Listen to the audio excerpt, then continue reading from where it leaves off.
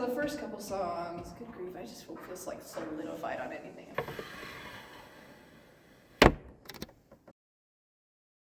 It will surprise no one that I am standing basically in the spot where I was standing for the first of these videos and also the second of these videos, because I am nothing if not consistent in recognizing unimportant milestones in my own memory. It feels significant this year to acknowledge how many chairs we have in the room, and also that we just had a cleaning day and all the chairs got cleaned.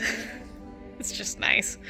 I was looking back at the footage from the first couple of months that we were doing this little live stream thing on my phone, and now we had all of the chairs stacked up, and we certainly don't anymore.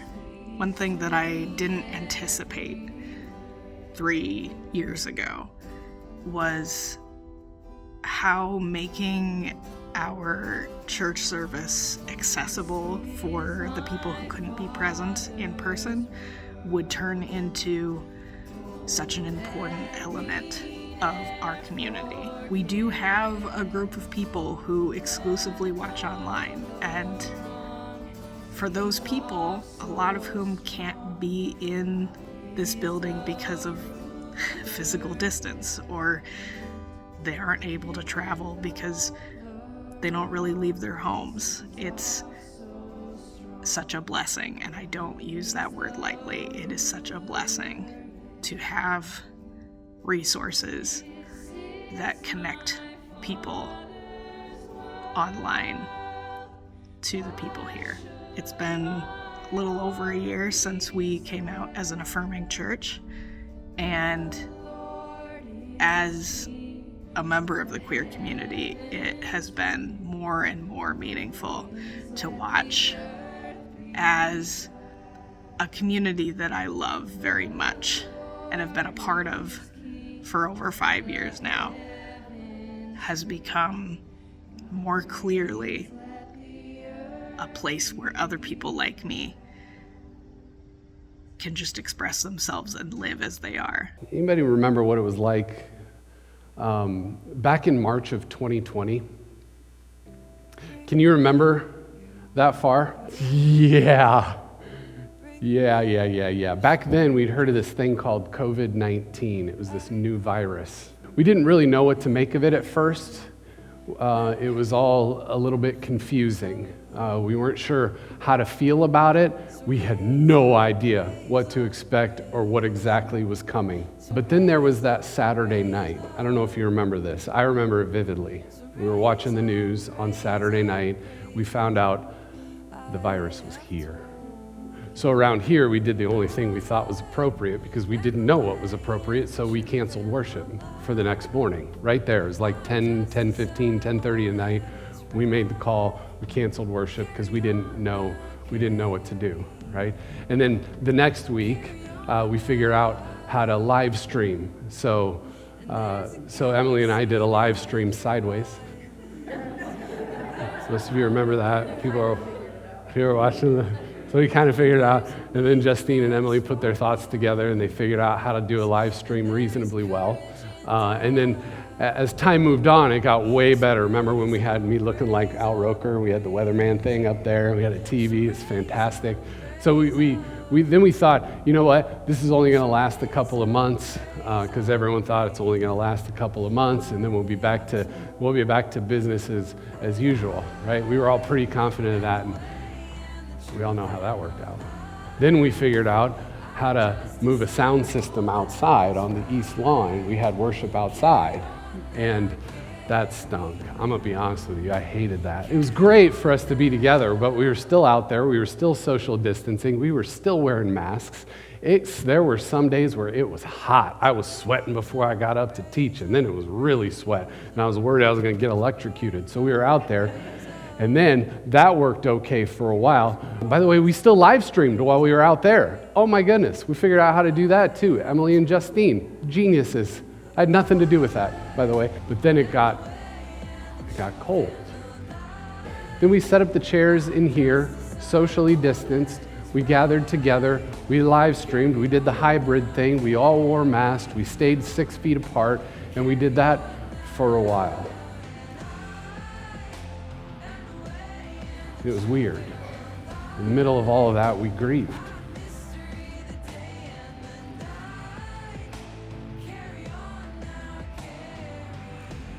You learn so much about the personalities of the people that you care about when you watch them on video, when you listen to audio of them interacting with each other.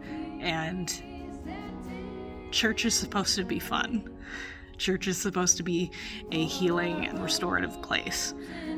And one of the most restorative elements of church that I've ever encountered was laughter. And that's only getting more and more clear.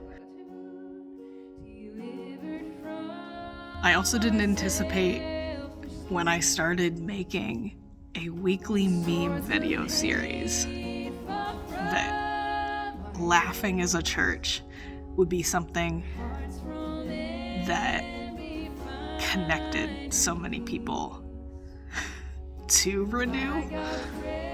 So many of my friends in my online community that don't live anywhere near here know about Renew and care about the people at Renew because they watch those videos. And that's kind of crazy to me. I've had friends visit on a Sunday specifically because they wanted to be here. And that's special.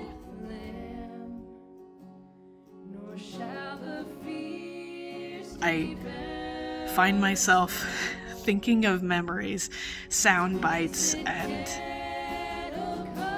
little movements or facial expressions that I remember from a specific week, specifically because I made a video that included them.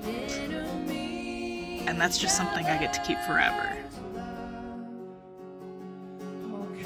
Church doesn't have to be an oppressive place, and it doesn't have to be an exclusive place. In fact, it's not supposed to be either of those things. And being in a church that values the difference heals me every week. I wouldn't probably be in a church community if I wasn't in this one. And that's something I can admit freely, because the people here are not going to change their minds about me, knowing that. The pandemic, I think, was the biggest societal disruption of my lifetime. It had us asking questions around here. Questions like, what is church? What are we doing here anyway? Why are we doing this? Is church sitting in front of a TV watching Facebook Live in our PJs? Is church gathering together over Zoom with a small group to do a book study together? What are we doing here anyway?